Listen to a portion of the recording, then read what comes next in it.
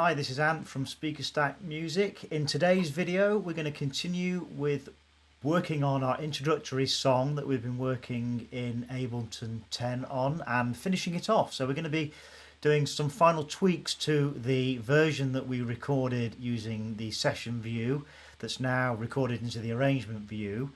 Doing some tweaks to that and then applying some mastering effects to the drums and to the overall mix of the song. So without further ado, let's dive in. I've done some changes to some of the arrangements, so just to talk you through that, I've stripped out some of the lead guitar from those middle sections, the middle eight and the second verse, because I just wanted something a bit different in there, and so I wanted to have a contrast really and just bring out the guitar when it came in, but also wanted to start things off with the guitar. So I've dropped a section of the guitar in that first bit as well. I've also rolled back the drums because it was just getting a bit mundane having just a single beat there, and I've added in a bit more snare into those opening sections and a little fill there. I've also added in some hi-hats into pretty much most of the drum sections because it goes really well with the closed hi-hats. So that's pretty much running throughout the track. I rolled back the bass. I think I did that in the previous video, so that's just dropping out for that middle eight section. And I've moved around some of the sweep lead where it wasn't quite working. So again, I've got it coming in now on the build up, and then in that second verse, and then again in that middle eight going into the final chorus. So those are the tweaks I've done. I'm not going to do too much more because it is a kind of an introductory song, so I really just wanted to illustrate how you can move things around and rearrange it and just add a few bits in.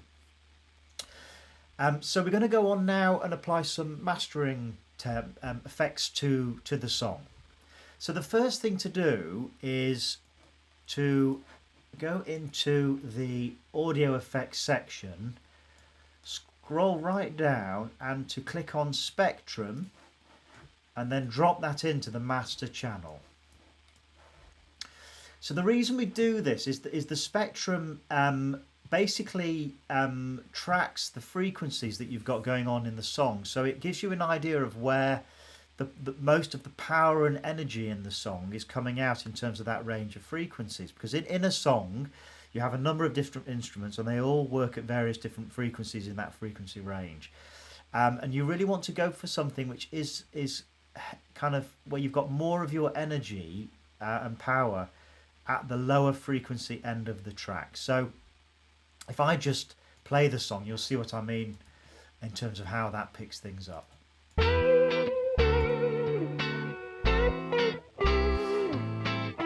See that a lot of the energy in the song is between 100 Hz and 1000 kHz there, and we kind of want a bit more energy in that previous section here leading up to 100 Hz. So I'm going to try and do a few things there that's going to rectify that. So the first thing we're going to do is have a look at the drums channel. If we just solo that again, let's just see how that's coming out.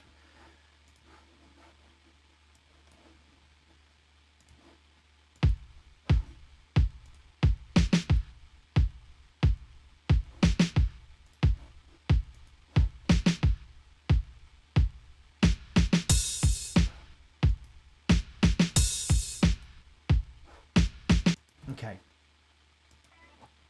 So I think what I'm going to do to that is just add in some compression and EQ on the drums just to beef things up a bit. So we're going to drop a compressor in, and there you see it's dropped into the bottom, and we're going to add in some EQ8, which is a more of a dynamic EQ that's very helpful when you're trying to get those kind of finer nuances in the song.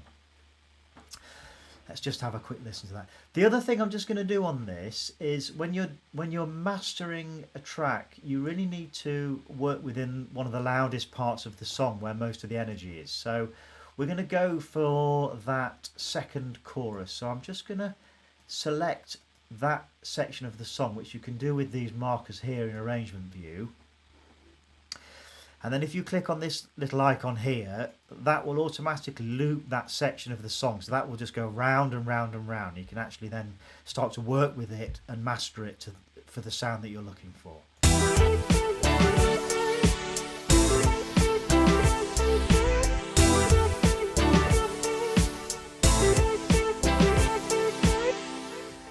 So I think we really need to do something that's going to boost the frequencies at this end, because, as I said, a lot of the power and the energy needs to be at that end of the frequency range. So first thing we're going to do is go into the drums and take some of that very bottom end of the frequency range off. Basically anything kind of below 20 hertz, which is around here, sorry, 80 hertz, which is around here, isn't really audible to a human ear.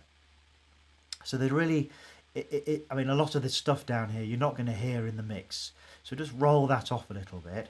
And then with this bit here, I'm just going to roll that back and I'm just going to boost things around the 100 hertz range. Let's just see how that sounds.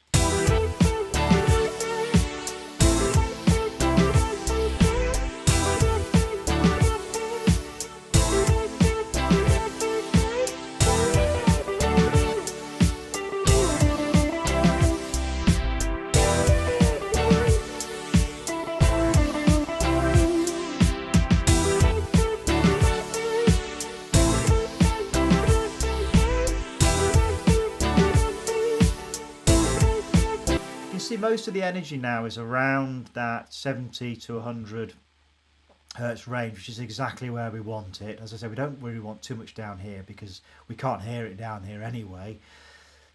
Focused most of the energy of the mix in that range there. So we've just done a little bit of a tweak to the EQ just to roll off that section there. What we've actually done there is applied a high pass filter to that section of the sound that's coming through the drums. So we won't hear any frequencies below that range. It basically cuts things off and allows all frequencies beyond that to pass through. The other thing I'm going to do on the EQ is I'm just going to boost the high end a little bit, again just to allow some of those higher frequencies that need to be picked up in the things like the hi-hats, the closed hi-hats and the open hi-hats, to allow those through a little bit more in the mix. So I'm just going to basically roll the gain forward on this section of the EQ8, which we have clicked on 4, to actually allow that a little bit more. Let's just get to the point in the song we want to play.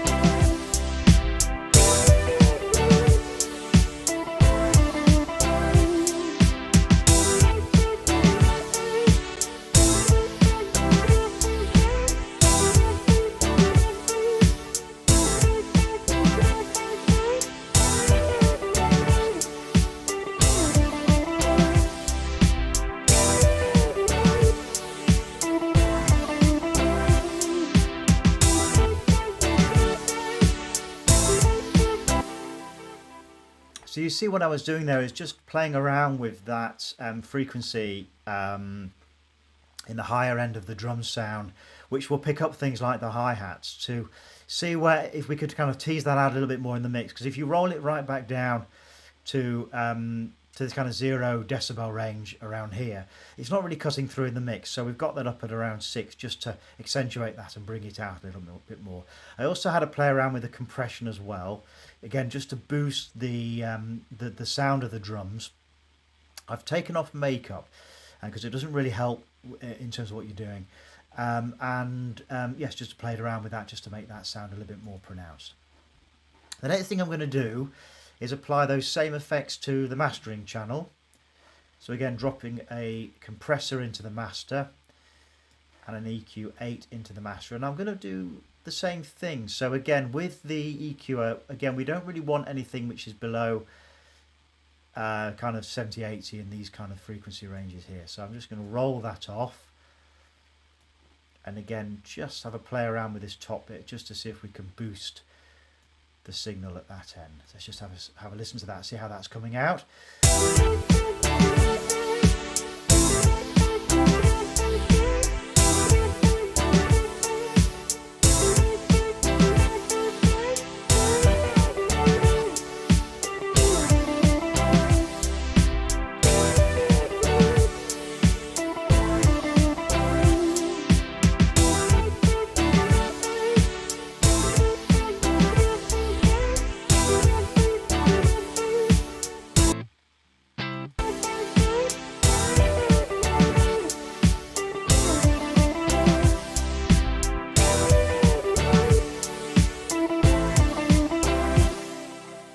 Okay, so that's sounding pretty good. Again, what we're trying to do here is really just apply some general, broad, straightforward mastering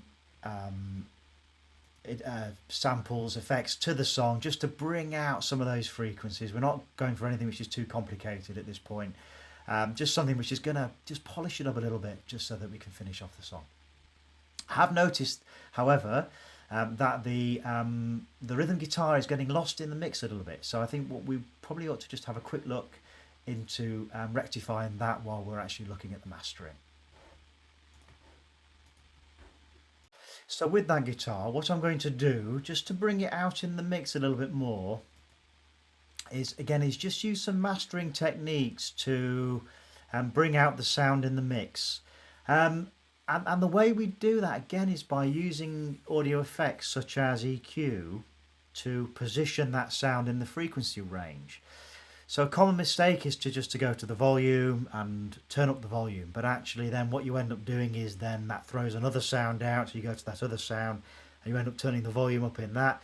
And before you know it, you're losing that sense of the mix. So using EQ is a far better way of bringing a sound out within the mix to kind of give it its own space in that frequency range. So we need to do that to the rhythm guitar track. So I'm going to go to the audio effects, then to EQ8, and then again I'm going to drop that into the rhythm guitar track. While we're doing this, again, let's roll off those lower frequencies that we don't need on the guitar. And I'm just going to have a play around just to see if we can find a space for the guitar sound without actually boosting the volume in the actual track in the song.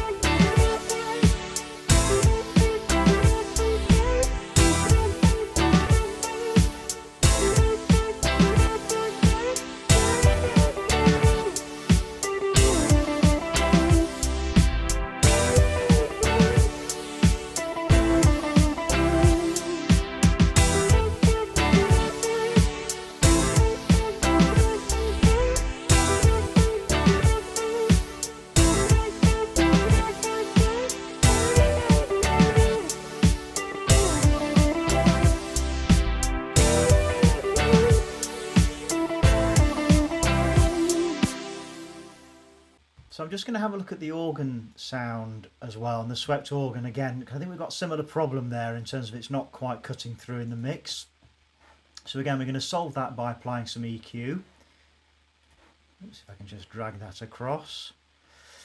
And again, we'll just take the low end off it, and again I'm just going to boost the frequencies around that middle range, and again just see if that solves the problem.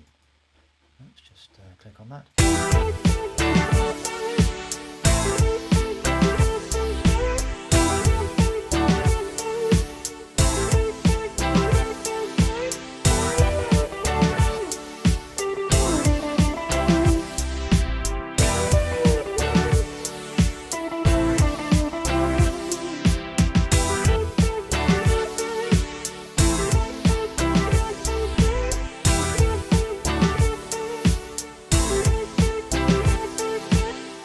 Fantastic. Okay, and again we're just going to have a quick look at the other two synths that are going on, and perhaps bring those more out in the high end of things.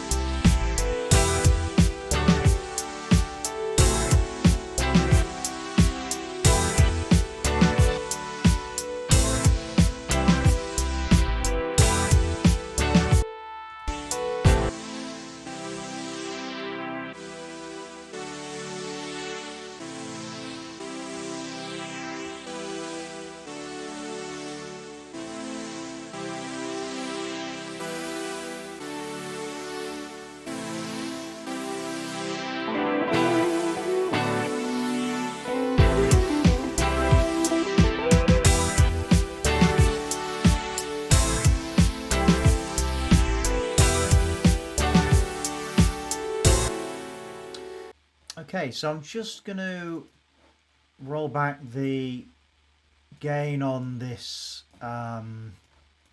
chord sweep synth. We've got quite a lot of high end on it, but I don't want it to sit too high in the mix. So if I roll back the gain on it, hopefully it should just sit behind everything else. Let's just have a quick listen to how that sounds. Let's put it in with the other synth. It seems to go quite nicely in that bit together with that one.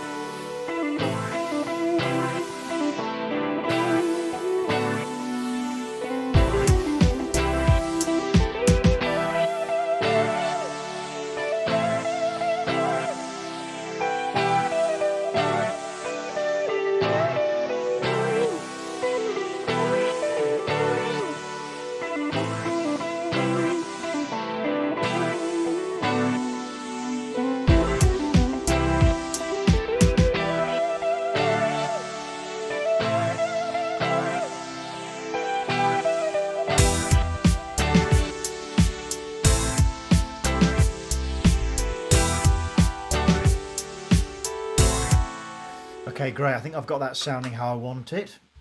So that concludes the video. Again, I hope you found the content useful. If you enjoyed the video and found it useful, please like the video and subscribe to the channel. I am trying to build up the channel. I will post more regular videos now moving forward. So thanks again for listening, and I'll see you in the next video.